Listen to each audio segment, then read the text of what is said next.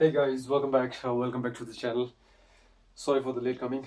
And yes, today we are going to discuss about. मैं आपसे discuss करना चाहता हूँ इंग्लिश के बारे में, ठीक है। इंग्लिश सब्जेक्ट के जो गो थ्रू हो रहा है, ग्रामर के ऊपर गो थ्रू हो रहा है और थोड़ा सा चेंज करने का कोशिश किया है। इस समय थोड़ा सा नया लेके आए हैं, टेंसेस लेके आए हैं। टेंस आप सभी लोगों को पता है, ठीक है। मुझे इसकी डीप डेप्थ नॉलेज में जाने की जरूरत नहीं है। टेंस आप सभी लोगों को पता है कि क्या होता है। काल, जिसे हिंदी में हम बोलते हैं, ठीक है। जिससे पता चलता है कि जो एक्शन तुम्हारा हो रहा है वो फ्यूचर में हुआ, पास्ट में हुआ या फिर प्रेजेंट में हुआ। Are you getting my point? ठीक है। तो आज हम जो डिस्कस करने वाले हैं तो प्रेजेंट इंडेफिनिट टेंस। आपको पता ही होगा कि हर टेंस के जो सब कैटेगरीज होती हैं वो चार तरीके की होती हैं। एक तो इंडेफिनिट, कंटिन्यूअस, परफेक्ट और perfect continuous. So today I am just going to discuss about the present indefinite tense. Present indefinite tense क्या होता है?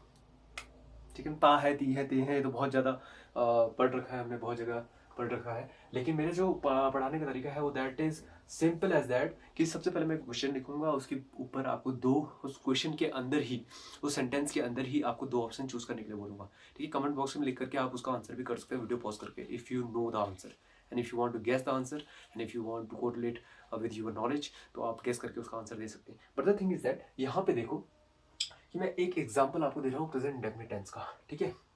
दोनों ऑप्शन में से आपको एक ऑप्शन चूज करना है। जैसे मैंने बोल दिया, सपोज दैट मैं मार्केट जाता हूँ सुबह डेली, ठीक है।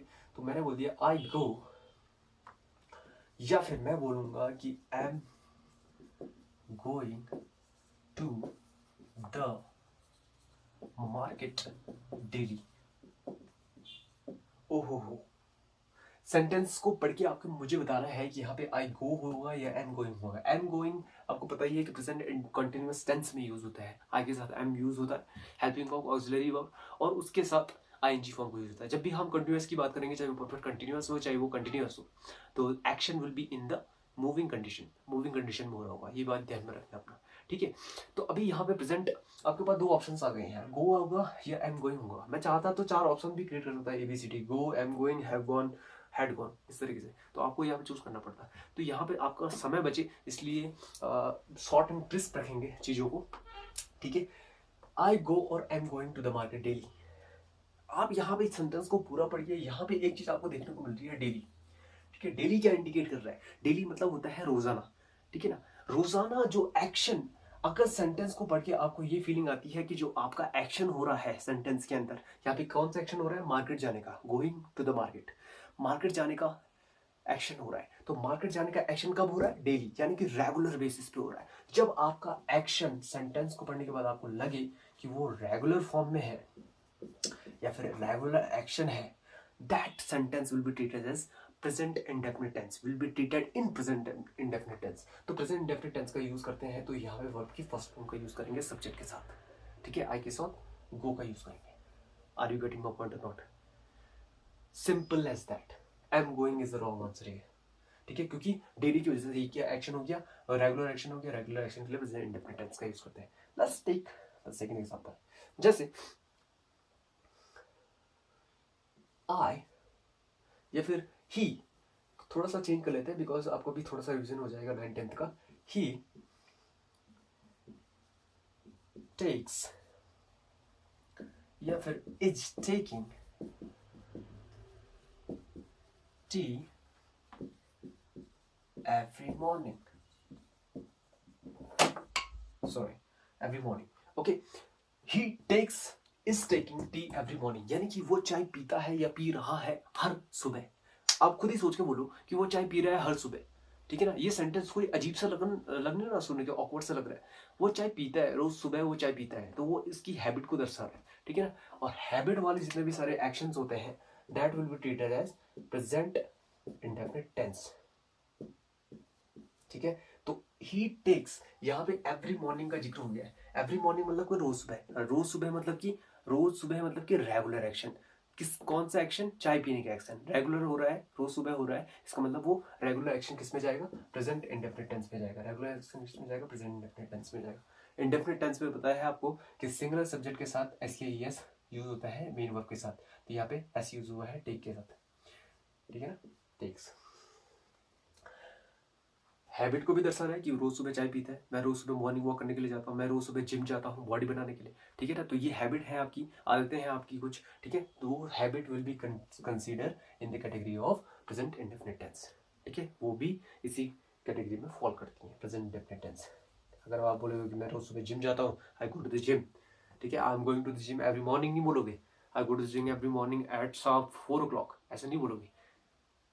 ऐसा नहीं बोलोगे I am going to the gym every morning at 4 o'clock, गलत हो जाएगा। क्योंकि आप हर मॉर्निंग जाते हो रोजाना, यानी कि रेगुलर एक्शन हो रहा है। रेगुलर एक्शन मतलब कि आपकी हैबिट को दर्शा रहा है, हैबिट को दर्शा रहा है, तो the habit will be considered in present indefinite tense. तो 3 चीजें आपने सीखी। तीसरा एग्जांपल मैं आपको बता रहा हूँ। तीसरा एग्जांपल मैं बोलता हूँ कि आई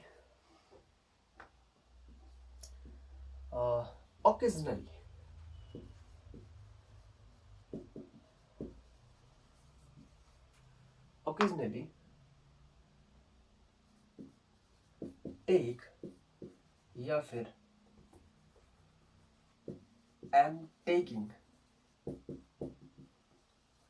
सॉफ्ट ड्रिंक्स। सॉफ्ट ड्रिंक समझते हो? सॉफ्ट ड्रिंक समझते हो? सॉफ्ट ड्रिंक बोलते हैं, जैसे कोका कोला हो गया और इस तरह के बहुत सारे जो ब्रांड होते हैं जो मतलब कि बेवरेजेस में गिने जाते हैं, ठीक है। जैसे आप होटल में बैठ गए तो पेप्सी, माजा, पता नहीं क्या चीज़ें मिलती है को। तो आई ओकेजनली टेक और एम टेकिंग सॉफ्ट ड्रिंक्स। मैं बहुत ही ओकेजनली पीता हूँ, रेयरली।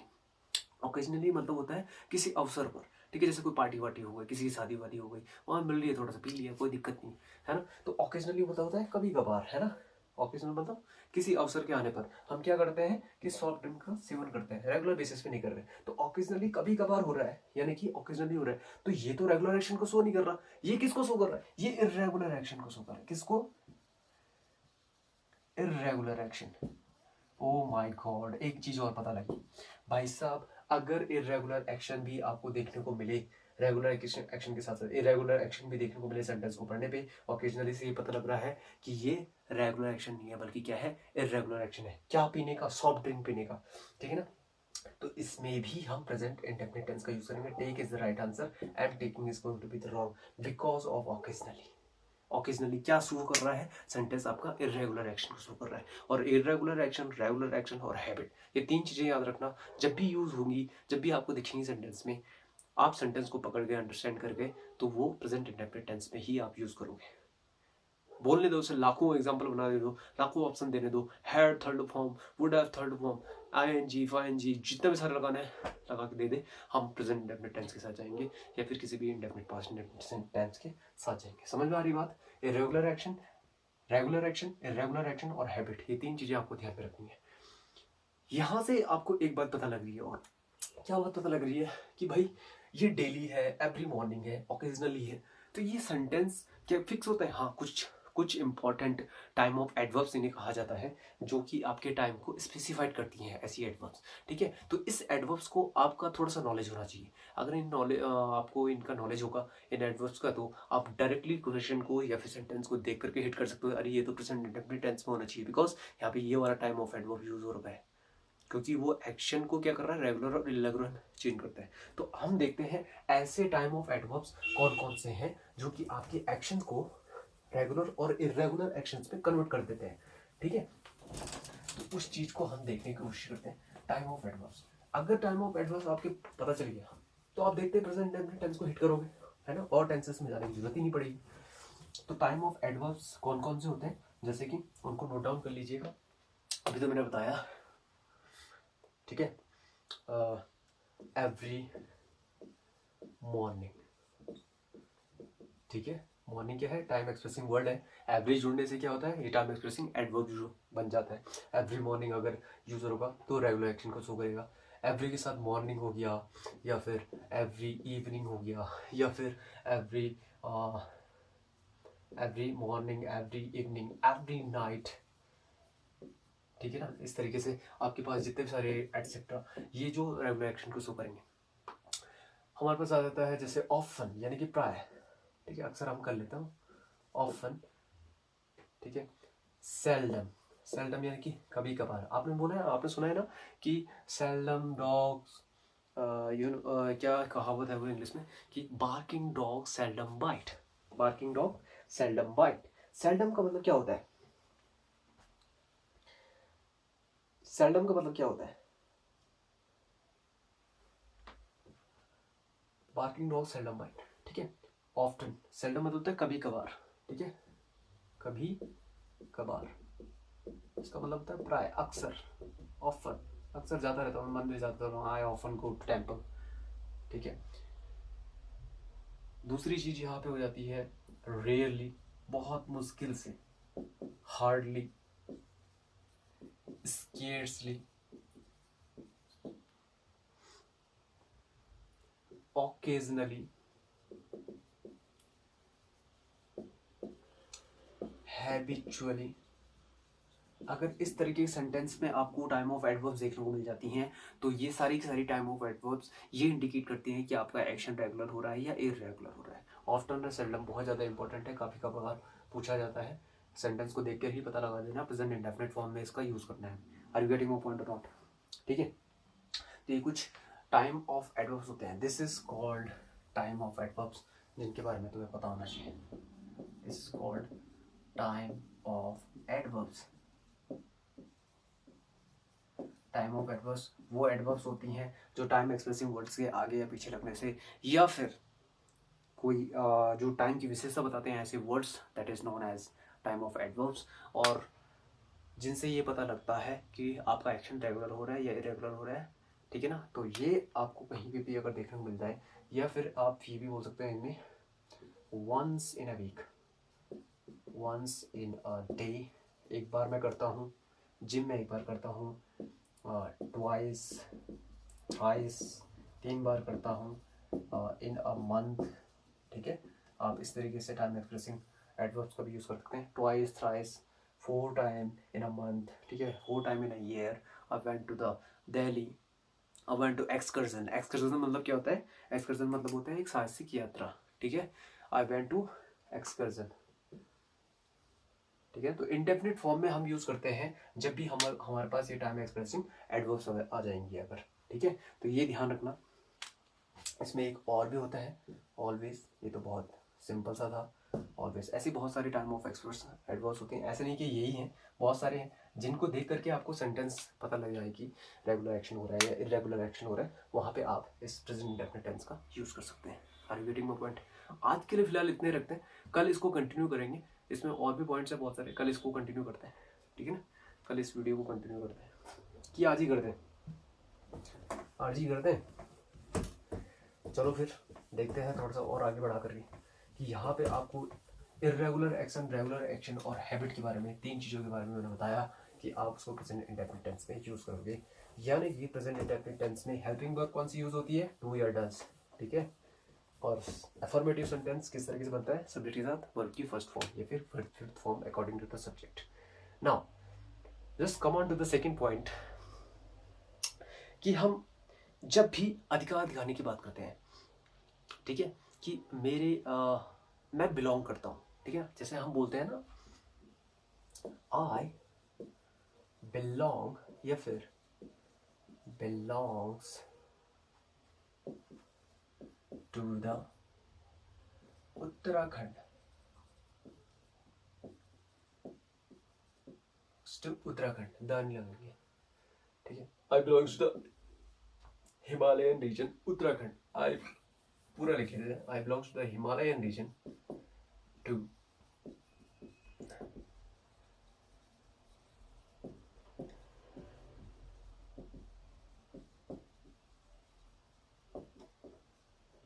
उत्तराखंड, ठीक है। I belong, it belongs to the Himalayan region Uttarakhand. आपको पता है कि जो आई होता है उसके साथ एस के यस नहीं लगता वर्ब के साथ, तो आई बिलोंग इसमें सही आंसर चला जाएगा, ठीक है। क्यों? क्योंकि देखो बिलोंग क्या बताता है? पोजीशन को बताता है। जब भी आपको ये फीलिंग आए कि आप किसी चीज़ में अपना अधिकार जता रहे हैं, आपको अपने आप को किसी चीज़ से कनेक्ट कर रहे हैं या किसी चीज़ को अपने आप से कनेक्ट कर रहे हैं, वहाँ पे पोजीशन का अधिकार, अधिकार शो कर रहे हैं, ठीक है, अपना अधिकार शो कर रहे हैं, ठीक है ना। तो वहाँ पर भी हम प्रेजेंट इंडेफिनिट टेंस का यूज़ करते हैं।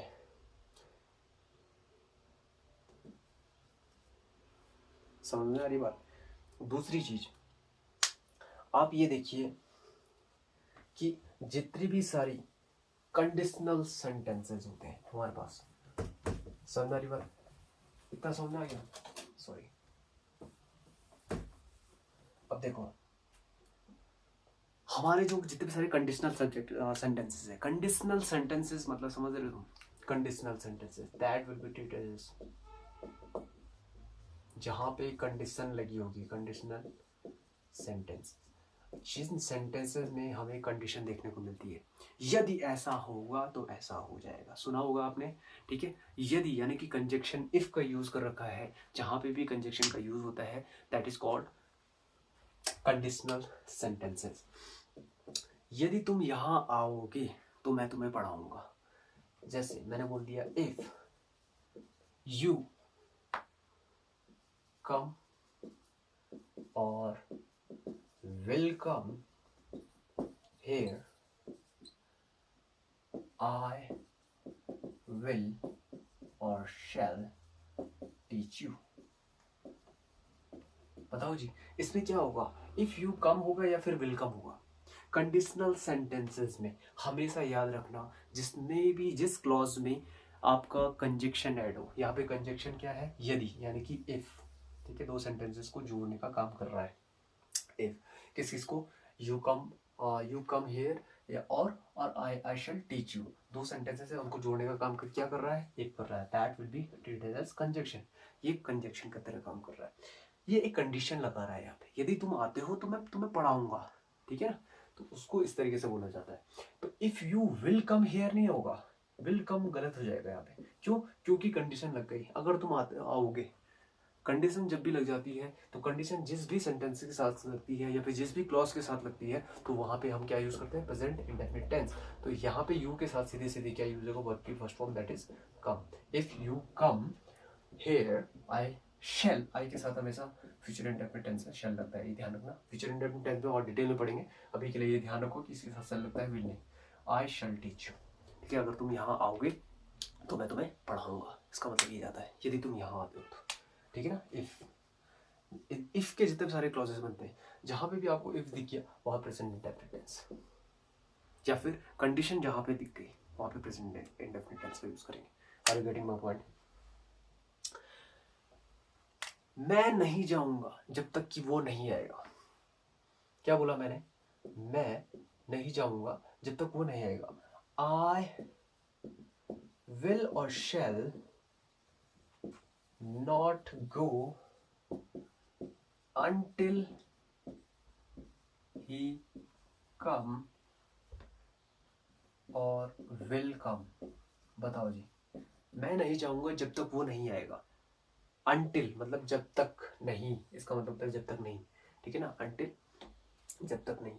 तो अब देखो I will या फिर shall, I के साथ मैंने क्या बताया? यहाँ पे shall लगता है, फ्यूचर इंडेफिनिट टेंस, ठीक है। तो I shall, ये सही होगा। I shall not go until लग गया जिस भी सबऑर्डिनेट क्लॉज में। मैंने बोला जिस भी क्लॉज में आपका कंजक्शन यूज होता है, यहाँ पे until as a conjunction use हो रहा है तो इसके साथ क्या यूज होगा? प्रेजेंट इंडेफिनिट टेंस, क्योंकि ये कंडीशन ऐड कर रहा है। कंडीशनल सेंटेंसेस में हमेशा क्या होगा? प्रेजेंट इंडेफिनिट टेंस में होगा। अंटिल ही कम होगा या फिर विल कम होगा या फिर कम्स होगा। तो प्रेजेंट इंडेफिनिट टेंस में ही शी इट यानी कि सिंगुलर सब्जेक्ट के साथ हमेशा एस एस की का यूज करते हैं। तो यहाँ पे कम नहीं होगा, कम्स होगा। Are you getting my point? Until he comes। तो सीधे सीधे ये बोलेंगे I shall not go, मैं तब तक नहीं जाऊंगा जब तक कि वो नहीं आएगा। I shall not go until he comes, he के साथ SES याद रखना प्रेजेंट इंडेफिनिट टेंस में। तो ये ध्यान में रखना है कि कंडीशनल सेंटेंसेस जहां पर भी आपका कंजक्शन यूज हो रखा हो, कंजक्शन का काम है दो सेंटेंसेस को जोड़ना।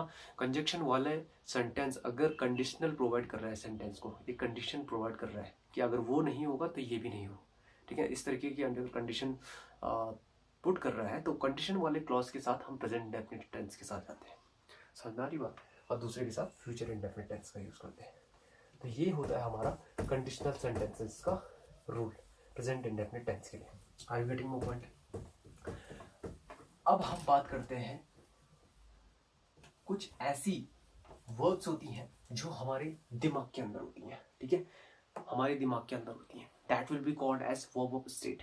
इसको हम कल डील करेंगे, ये बहुत ही इंटरेस्टिंग टॉपिक है और इससे मैं रिलेट करूंगा प्रेजेंट कंटिन्यूअस टेंस को, ठीक है। आपके लिए एक क्वेश्चन छोड़ के जा रहा हूं। मैं बोलता हूं आई लव यू, ठीक है, या फिर आई हेट यू। कभी आपने किसी को सुना ये बोलते हुए कि आई एम लविंग यू? ओहो, प्रेजेंट कंटिन्यूअस टेंस में लेके आए। या फिर आई एम हेटिंग यू, मैं तुमसे नफरत कर रही हूँ, या फिर मैं नफरत कर रहा हूँ। इस तरीके से कभी सुना है तुमने? कभी नहीं सुना होगा, ये सेंटेंस कभी नहीं सुनेंगे, सुने होंगे तो ये दोनों सुनेंगे। What is the reason behind that? इसको हम कल डिस्कस करेंगे नेक्स्ट टेंस 2 में, क्लास की चैप्टर 2 जब हम स्टार्ट करेंगे तब हम उसको डील करेंगे। Are you getting my point? तो ये चीज थोड़ा सा ध्यान में रखिएगा। आज के लिए फिलहाल इतना ही। जय हिंद, जय भारत।